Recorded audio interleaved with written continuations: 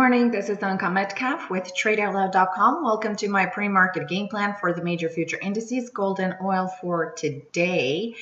It is April 11th and it is Tuesday. So you know what that means? It is API oil numbers that are coming out at 4:30 p.m. Eastern Time. But until then, we do have some other economic releases that are coming out at 10 a.m. Eastern Time. So be aware of that as well.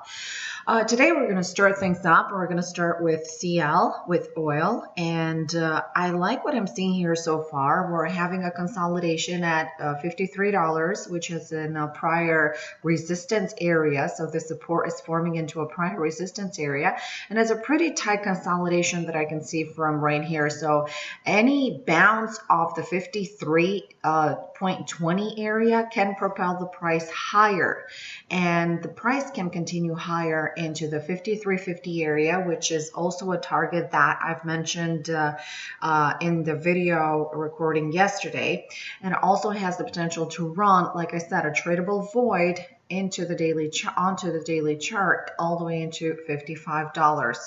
So that means that the price might have some traction moving forward. But once again, keep in mind this is the resistance area for today, 53.20 area, and support is right here under the whole number area. Obviously, I'm going to look for a break confirmation over the 53.20 area. However, I do like the way it's setting up right now. I think it is really way premature to try to buy it at the bottom of the base because it has been chopping around for a lot of time since 3 a.m. Eastern Time. So it has been creating this Christmas light effect going on right here on the hourly chart. So I'm going to keep that on my focus, on my radar for today in case we are not going to have any other movement in the indices.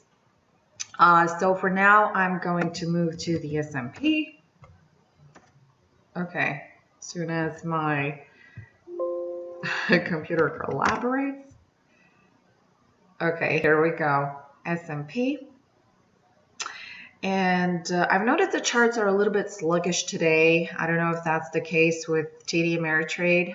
Keep in mind, verify and see how your broker, if your broker has any kind of installs on that certain day or anything that may create a little bit of a lag.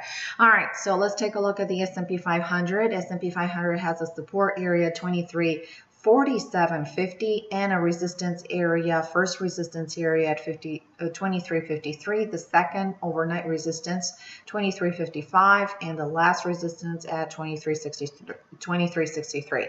So you can see that there has not been much going on in yesterday's trading session. Violent moves to the upside or the downside in no particular manner.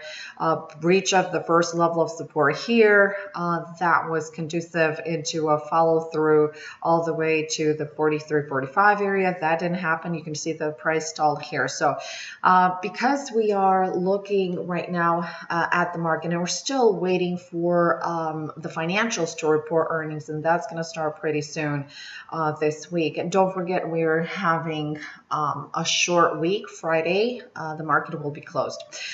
Keeping that in mind, so a breach of the support area doesn't necessarily mean that we are going to take the price lower to 2340. However, that may be possible. I'm still looking overall bullish. The fact that we're maintaining the daily range so tight, it just means that the price is not willing to give up its location pretty much yet.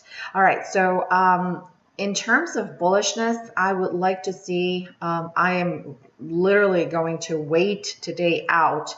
And if I have a break over 23.55, I'm going to look to continue higher only on a small risk with a target level into 60. So you can see that not much target level and the risk to reward is totally asymmetric at this point. All right, let's take a look at M&E Dow.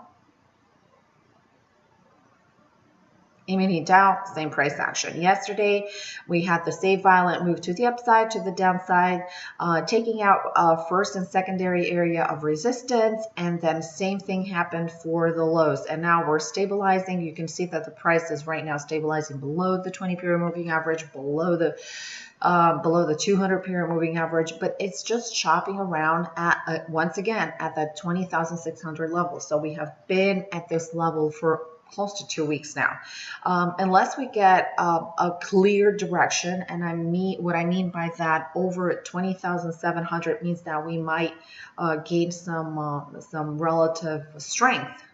And we may continue higher, 20,750, 20,800, and going back to the 2,100 area once again.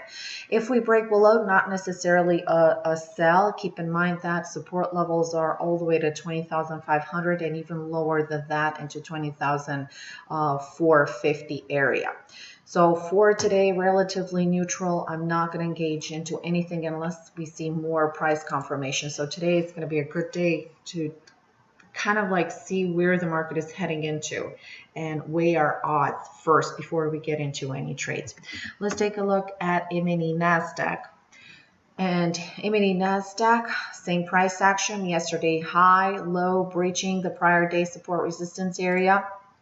And also today we're establishing a resistance at 54.25 and support we have right here at 54.11. So very tight range. However, we need to clear the 54.40 area, and that was the game plan for yesterday as well, for a continuation higher into the 50, 60, 70 and back into the 80, the all-time high, the early high.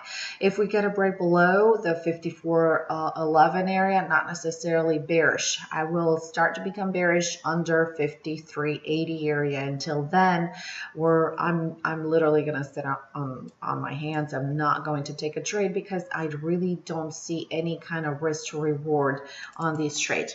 Last but not least, let's take a look at gold. And gold has been advancing, and it is actually pushing higher. And once again today, my focus is going to be geared towards oil and gold if we get proper risk to reward ratios for possible entries. But gold is advancing, and we have a high of 1273 that was created last Friday, and right now we're looking like we want to go back to these highs once again.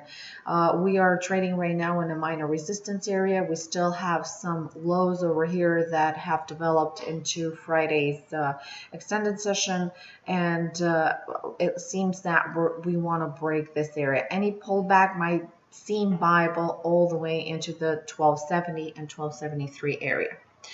Thanks so much for tuning in, and I'll see you with more trade ideas in our private Twitter feed.